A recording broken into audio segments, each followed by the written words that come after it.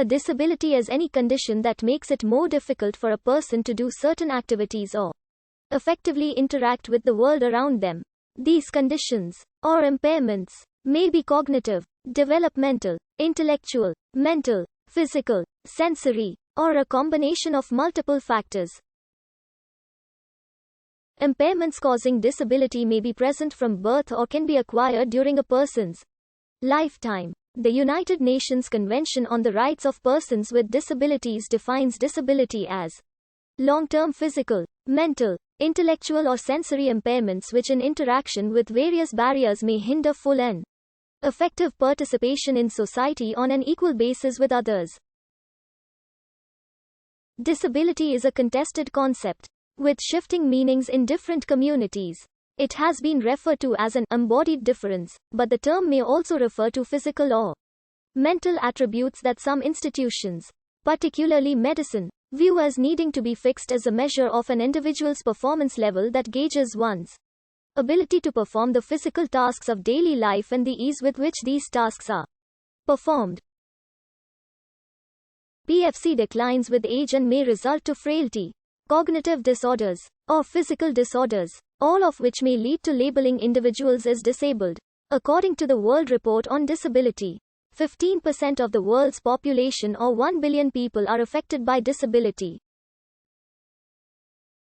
A disability may be readily visible or invisible in nature. There are many different causes of disability that often affect basic activities of daily living, such as eating, dressing, transferring, and maintaining personal hygiene, or advanced activities of daily living such as shopping, food preparation, driving, or working.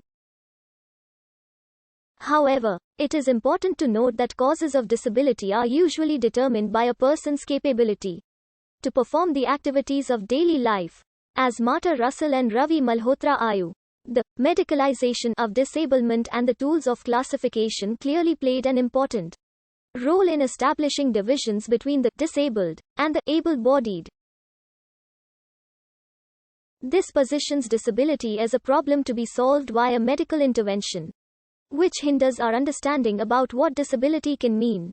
For the purposes of the Americans with Disabilities Act of 1990, the U.S. Equal Employment Opportunity Commission regulations provide a list of conditions that should easily be concluded to be disabilities: deafness, blindness, and intellectual disability, partially or completely missing limbs or mobility impairments requiring the use of a wheelchair, autism, cancer, cerebral palsy, diabetes, epilepsy, HIV, AIDS, multiple sclerosis, muscular dystrophy, major depressive disorder, bipolar disorder, post-traumatic stress disorder, obsessive-compulsive disorder, and schizophrenia.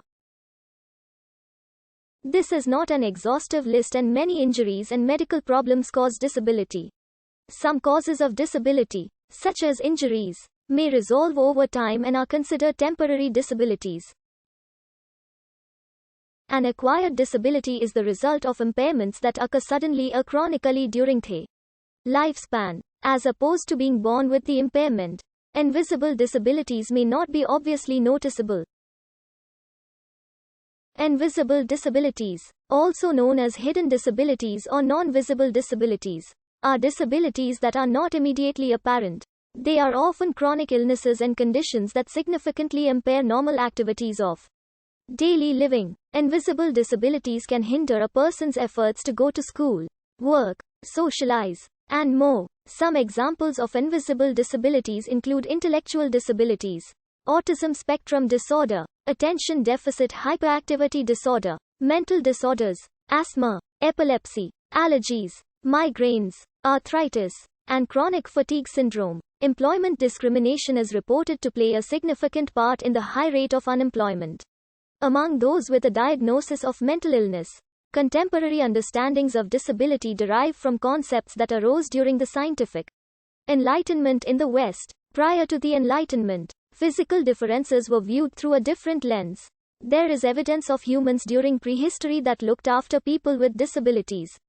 At the Windover archaeological site, one of the skeletons that was found was a male about 15 years old, who had spina bifida. The condition meant that the boy, probably paralyzed below the waist, was taken care of in a hunter-gatherer community. Provision that enabled individuals with impaired mobility to access temples and healing sanctuaries were made in ancient Greece. Specifically, by 370 BC, at the most important healing sanctuary in the wider area, the sanctuary of Asclepius at Epidaurus, there were at least 11 permanent stone ramps that provided access to mobility-impaired visitors to 9 different structures, evidence that people with disabilities were acknowledged and cared for, at least partly. In ancient Greece,